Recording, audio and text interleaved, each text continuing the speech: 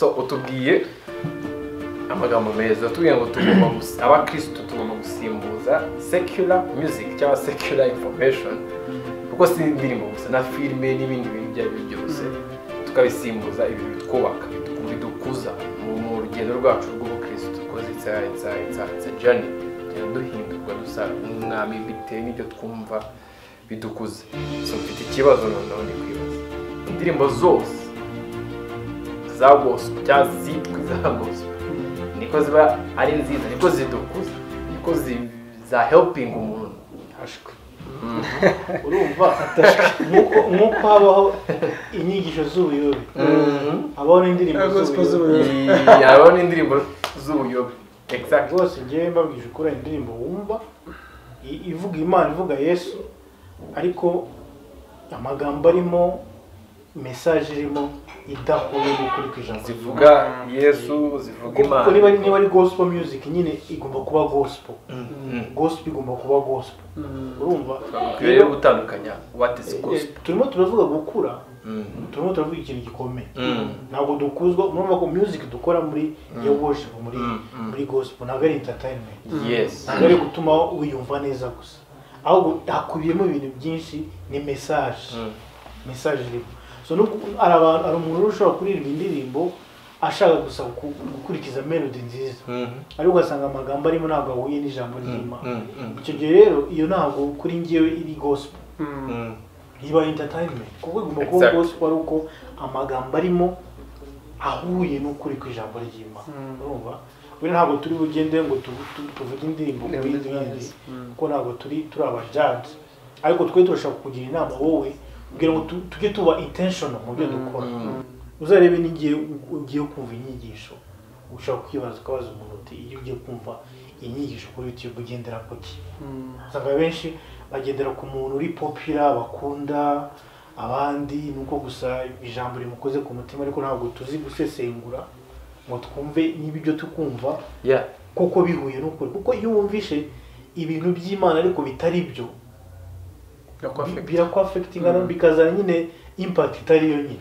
so rero n'indirimbo twumva kuko tukiye kurema atmosphere kugira ngo ukure mu gusenga mu gusaba n'Imana ugomba kuba ukikijwe n'ibintu kuri ijambo kuri indirimbo kugira ngo nyine ubashe gukora kuri indirimbo nkuko twabitangiye ni message so nakenshi ngiye nibaza n'umuntu uri ngiye ndi umuririmbyi sindirimba gospel nanone ndirimba sekira ariko numva indirimbo ariko ngiye nibaza nkamwe babahanzi ni gute umuntu aririmba gospel nyine iyo aririmba gospel niyite kuko ngiye hari igihe n'abaririmba gospel kenshi usanga ushaka gusanga no message ni kimwe n'abaririmba ugasanga umuntu akose niyihe message ashaka gutanga muri indirimbo kumva biragucanza ariko you have to be careful nk'umukristo ukaba careful ukavuga ariko kuko abenshi ngewe nzi neza hari abantu benshi cyane ndetse majority buriya bafashwa n'indirimbo kurusha no kubafashwa n'ijambo ni wera dufite nka 60% y'abakristo usanga bari muri church kiracyari hasi 80% kuko babwiye niba muri izo ndirimbo ibintu wakira akenshi ari bya bintu byica faith yawe kuko burya ni ijambo urimo urakurura akenshi nihe mpamvu usanga umuntu aririmba arimo ararira akenshi usanga iyo arimo ararira atarizwa nuko yafashijwe cyari presence y'Imana yamaze kwakira ahubwo arimo ararizwa n'amagambo kumva wenda arimo ararira ati uri hehe suko nakubuze suko nakubuze ndagushatse nakura ndazamuka hera cyane ndashaka gufata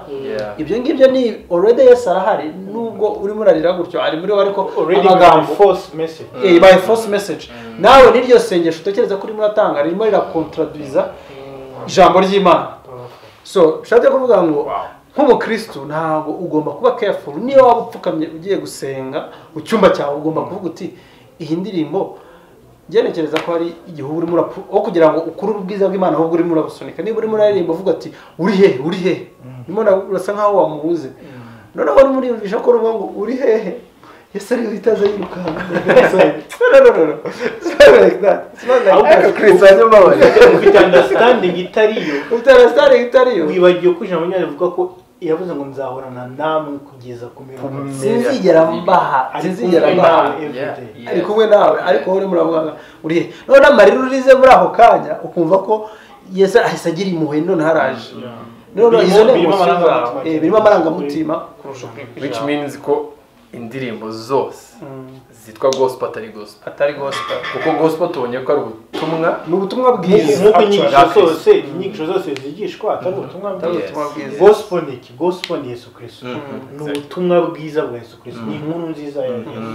ni urukundo rw'Imana ni imbabazi z'Imana ni ukubaho kw'Imana ibyo byose ni byo gospel hari zimwe noneho numva zitari gospel ahubwo zabaye gossip nk'indirimbo zo kuvuga ngo abanzi bawe ngo baraje bapfe Imana iraje barimbure baraje bagera gute ngo abakuvuze nabi Imana iraje bereke bitandukanye n'ukuri Yesu we yagiye kuvuga kubanza avuga ngo mukunde abanzi banyu nabasengere Yesu aravuga ngo tubasengere tubakunde hanyuma najya kuririmba ngavuga ngo Imana iraje bahitane iraje bakureho iyo ni false gospel kandi nawe arimo arasenga ngo Imana ikwita Imana iraza ni vice versa ariko rero tuguma kugaruka niyo twabwira abantu wenda bashobora kuba baririmba indirimbo zo kuramya Imana kuko bikamabwira uko hari n'abapagani aho umunsi babyuka bavuga ngo uyu munsi ndashaka kumva indirimbo z'Imana ngo zafashe so rero kuba uririmba indirimbo ya gospel ufite channel nziza yo kuba wagera ku bantu benshi rero ugomba rero kupampinga wa mugani music ukayipampinga mu butumwa bwiza ariko bigomba guhera mu kumenya ubundi ubutumwa bwiza ni iki ntabwo gospel ari kuba wavuza Imana gusa gospel ni kuba wavuza ibintu bishingiye ku ijambo ry'Imana kera hashize imyaka myinshi umugabo umwe wari uzwi cyane muri monde y'abarami yarapfuye yabaga muri bayita gute ya church yitwa Rwanda for Jesus yitwaga Pastor Martin yize kumbwira ari indirimbo yanjye nari nakoze yitwa umunezero nizo mbaraga zacu no arayumvisha nambwira ngo ruzi yuko ngo zibanga ryo kugira ngo ukore indirimbo ihoreho igumeho tabaga ni Yesu ni gukora hit nyine gahitinga ngo ya ni ukuririmba ijambo ry'Imana yes ngo kubera ibintu byose bizavaho ngo ariko ijambo ryanjye rizahoraho so niba ushaka kuririmba indirimbo izagumaho for generation to generation nuko ntabwo uririmba ijambo ry'Imana so gospel ni ijambo ry'Imana ni ukuririmba ibintu biri inspire n'ijambo byari yaneteza nk'umuntu aririmba indirimbo zitabaza cyangwa agahinda kenshi eske umuntu no kuvuga ngo ubwo ziba zireba umuntu gusa ufite agahinda okay ahangaha turasa nkaho noneho turimo turabwira noneho abahanzi cyangwa abaririmba gospel kuvuga ngo najya kuririmba ajya atekereza message arimo aratanga kuvuga ngo ubu ngubu turasa nkaho tuvuga